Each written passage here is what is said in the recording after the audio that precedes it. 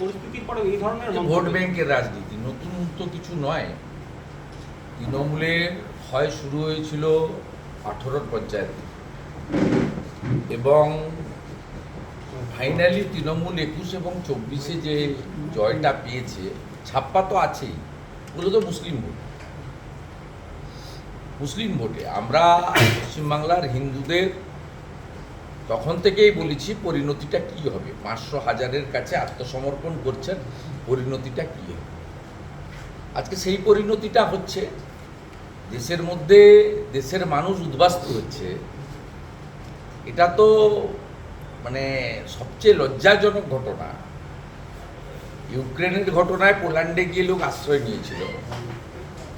এটা দু দেশের ঘটনা ঘটলে ঘটে, কিন্তু দেশের মধ্যে মানুষ হচ্ছে। হ্যাঁ, 21-এ বিজেপির লক্ষাধিক কর্মী শেল্টারে গেছিল, আসামে ক্যাম্প করে গেছে।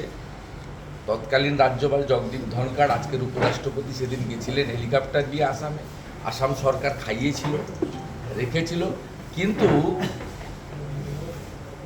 এবারে যেটা হচ্ছে, কারা এই যে পলায়ন, 1000 লোক যে পলায়ন করেছে, মানে ক্যাম্পে গেছে, বাকি তো আত্মীয় স্বজনের বাড়িতে হিন্দু যেখানে বেশি আছে প্রাণ নিয়ে অনেকেই পালিয়েছেন। সে সংখ্যা আমি জানি না, কারণ ইন্টারনেট বন্ধ, সব খবর সবাই পাচ্ছেন না, ঢুকতেও তো দিচ্ছে না, 163 করে রেখেছে। সেক্ষেত্রে এদের মধ্যে তো তৃণমূলের ভোটারও আছে।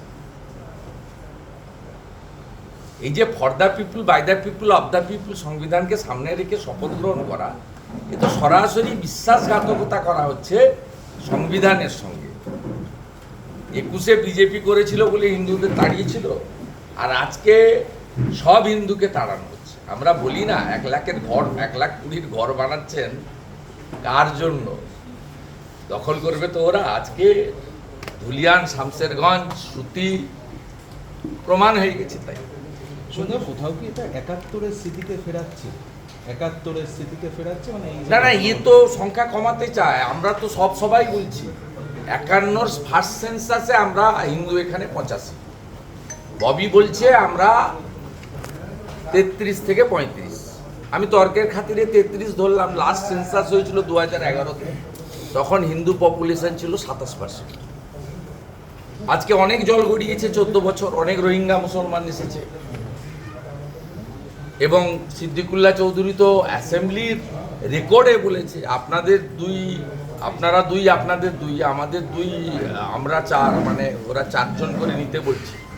স্বাভাবিকভাবে ওদের একজন মন্ত্রী অ্যাসেম্বলির ফ্লোরে, এবং আমাদের এমএলএরা বলার পরেও এই ওয়ার্ড কিন্তু বাদ যায়নি অ্যাসেম্বলিতে, বিমান ব্যানার্জি রেখে দিয়েছে। এটা দলিল। তা স্বাভাবিকভাবে আমরা এখনই 67। এইরকম চলতে থাকলে 50-এর নিচে তো আমরা নামবই। এর মধ্যে আমাদের সাধু সন্ত, প্রচারক, তারপরে বাবা মাকে দেখার জন্য অনেকে, অসুস্থ বোনকে দেখার জন্য অনেকে অকৃতদার থেকে গেছেন, অনেক কারণে।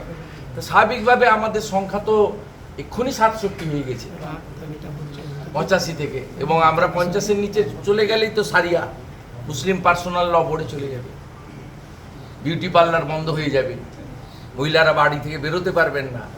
যে নন্দনে, রবীন্দ্র সদনে গান গাইতে যাচ্ছেন তথাকথিত গিটার নিয়ে, তারা সত্যিকারে মেধাযুক্ত, সব বন্ধ হয়ে যাবে। বলে বাজনা চলবে না, যাত্রা চলবে না, নাটক চলবে না, বাজনা বাজবে না, রিল বানাতে পারবেন না।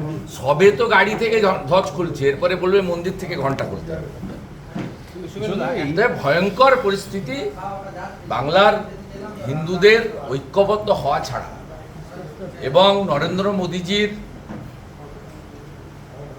আশীর্বাদ ধন্য একটি সরকার, যে সরকার সংবিধান রক্ষা করবে এবং সংবিধানের আর্টিকেল 25 থেকে 28 সকলে ধর্ম পালনের যে অধিকার। উত্তরপ্রদেশে কি ঈদ পালিত হয়নি? এরা তো ডিটেনশন ক্যাম্পে বলেন, মোদীজি তো চ্যালেঞ্জ করেছেন মহারাষ্ট্রে দাঁড়িয়ে, যে একটা ডিটেনশন ক্যাম্প আপনারা দেখিয়ে দেন কোথাও আছে। এবং আমরা বরাবরই বলি, ভারতীয়দের সঙ্গে তো বিজেপির কোনো লড়াই নেই, আমাদেরও লড়াই নেই। আমাদের বক্তব্য রোহিঙ্গা মুসলমানদের সঙ্গে লড়াই আমাদের, যারা অবৈধভাবে আসছে। এই পার্লামেন্টের বাজেট সেশনেও অমিত শাহজি একাধিকবার বললেন, সমস্ত আধার কার্ডগুলো তো 24 পরগনা, এপিক কার্ডগুলো 24 পরগনার, এটা একটা হাব তৈরি হয়েছে বাংলায়। স্বাভাবিকভাবে খুব বিপজ্জনক। আপনারা যতক্ষণ না তথাকথিত সেকুলার বাঙালি, যারা সমস্ত দুর্গা পূজা থেকে হিন্দুদের পূজাকে পঞ্জিকা শাস্ত্র তুলে দিয়ে কালচারাল প্রোগ্রামে পরিণত করেছেন, যারা মনে করেন ধর্ম যার যার উৎসব সবার, এই ফর্মুলার বাংলাতে থাকলে আপনাদের অবস্থা খারাপ হবে। আপনাদের ধুতি পরাও নিষিদ্ধ হবে কিছুদিনের মধ্যে। বাঙালির যে ধুতি কালচার, এটাও বন্ধ হয়ে যাবে, চিন্তার কোনো কারণ নেই। আপনারা এই চাষ করে রেখেছেন, সেই জন্য তো সকলের স্লোগান হওয়া উচিত, ধর্ম যার যার রক্ষা করার দায়িত্ব তার।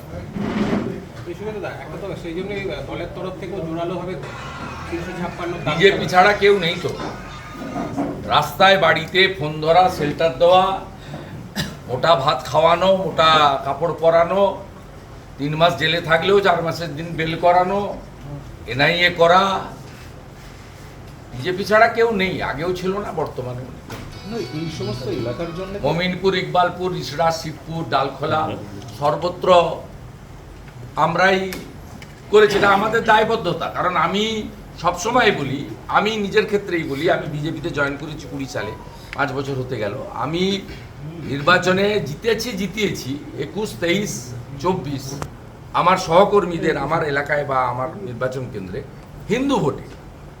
আমি জিতেছি 2000 ভোটে হিন্দু ভোটে। আমার কেন্দ্রে অভিজিৎ গাঙ্গুলিকে লিড দিয়েছি 8200 হিন্দু ভোটে। মুসলমান বুথে আমরা ভোট পাই না, ভোট পাই না। অনেকে বলেন চায় না, আমার নামে বলা হয় যে কট্টর লাইন নিয়েছেন, ভালো হতে চাইছেন হিন্দুদের কাছে। কিন্তু আমি কখনোই বলিনি চাই না, আমি বলি পাই না।